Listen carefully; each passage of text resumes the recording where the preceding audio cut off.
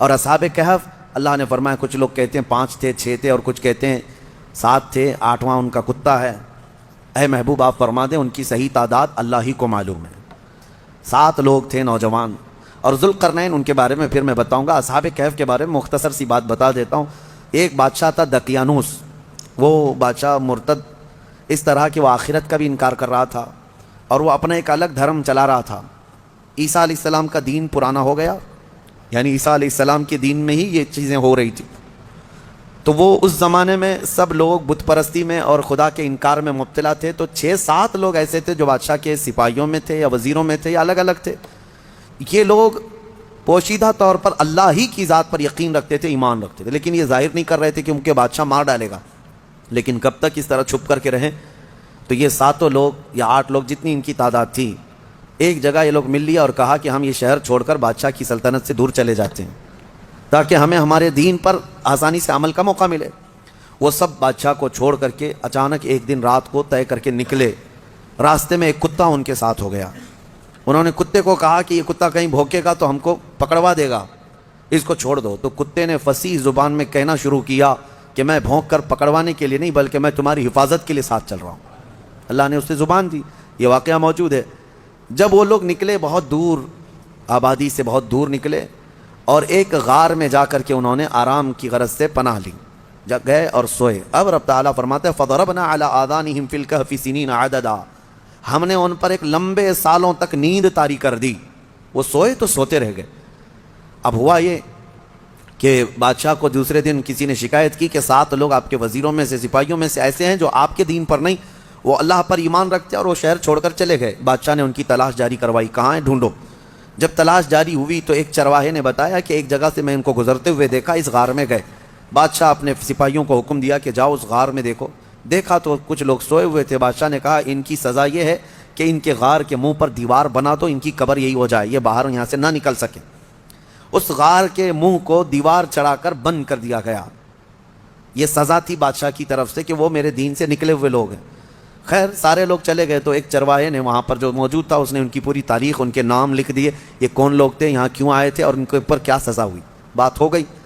یہ دقیانوس بادشاہ کا ظلم تھا، وہ لوگ چلے گئے۔ اب یہ لوگ سوتے رہے، قرآن میں ہے 309 سال تک سوتے رہے۔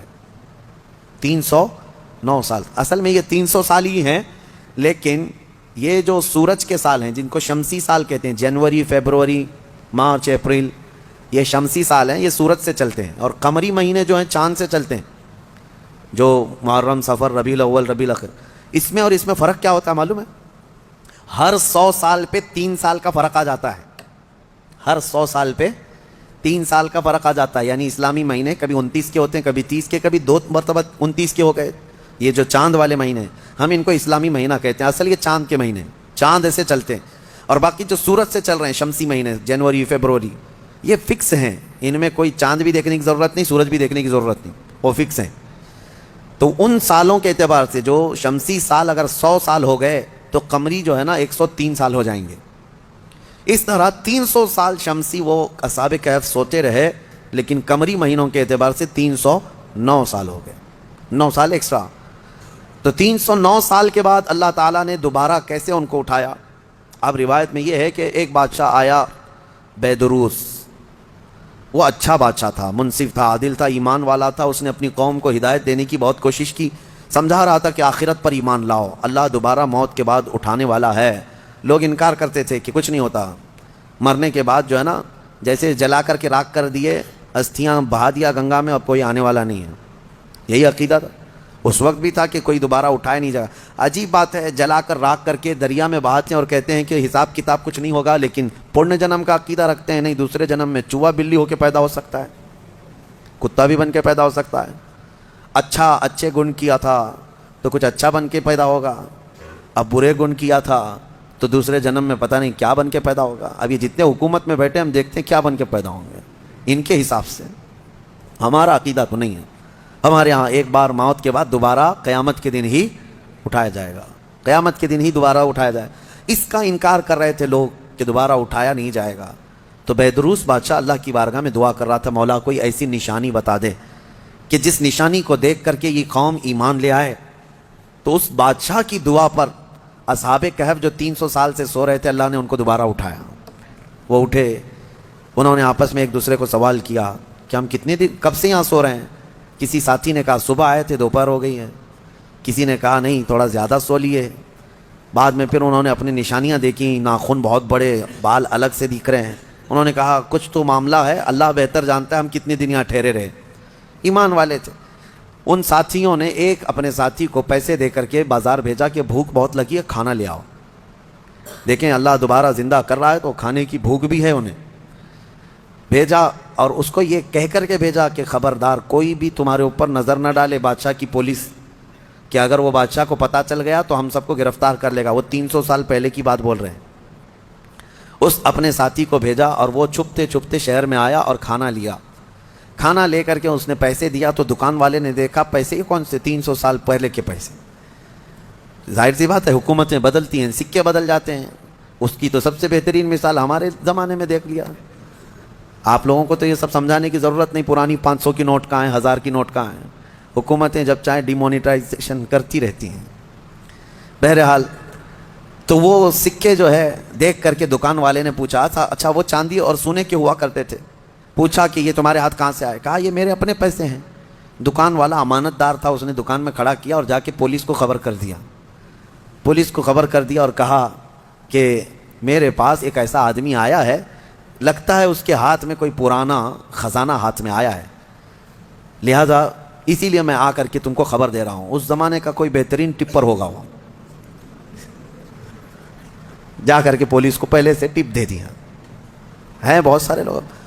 اور مجھے تو افسوس اس بات کا ہوتا ہے کہ ہم پر یہ بلیم بھی کرتے ہیں کچھ بڑے لوگ کہ آپ کے محلے ٹپروں سے بھرے ہوئے ہیں.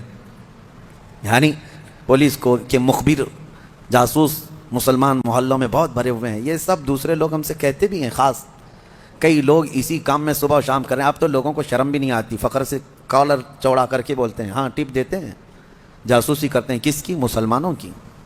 اللہ انہیں ہدایت عطا فرمائے. تو وہ بیچارہ دکان والا پولیس کو جو جا کر کے خبر کر دیا، پولیس پوری آ گئی بادشاہ کی. لیکن کون سے؟ اب کے بادشاہ کی، بیدروس کی. یہ اصحاب کہف میں سے جو لے کے کھانا لینے آئے تھے ان کو پکڑ لیا. کہا کہ تمہارے پاس یہ پیسے کہاں سے آئے؟ کہا یہ میرے اپنے پیسے ہیں، میرے اور بھی ساتھی وہاں انتظار کر رہے ہیں. بادشاہ کے سامنے لے کر کے حاضری پیشی کر دی پولیس نے. بادشاہ نے پوچھا یہ کیا ہے، کہاں سے آئے ہو؟ انہوں نے اپنا واقعہ بتایا.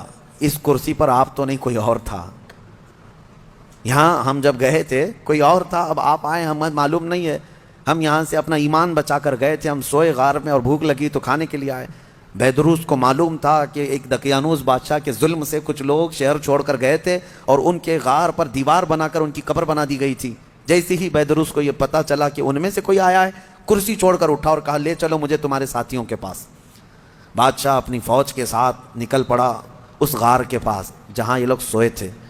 اب غار میں موجود دوسرے ساتھیوں نے دیکھا تو کہنے پکڑا گیا ہمارا ساتھی، دیکھو پوری پولیس کے ساتھ آ رہا ہے.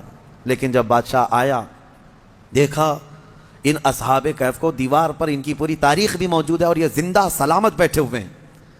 سارے بادشاہ کے ساتھ پوری قوم جتنی تھی سب کے سب اللہ کی بارگاہ میں سجدے میں گر گئے کہ ہم ایمان لاتے ہیں مولا تو قادر مطلق ہے. 300 سال کی نیند کے بعد کسی بھی انسان کو جب اٹھا سکتا ہے تو مرے ہوئے راکھ میں گئے ہوئے انسان کو بھی اٹھانے پر اللہ تو قدرت رکھتا ہے.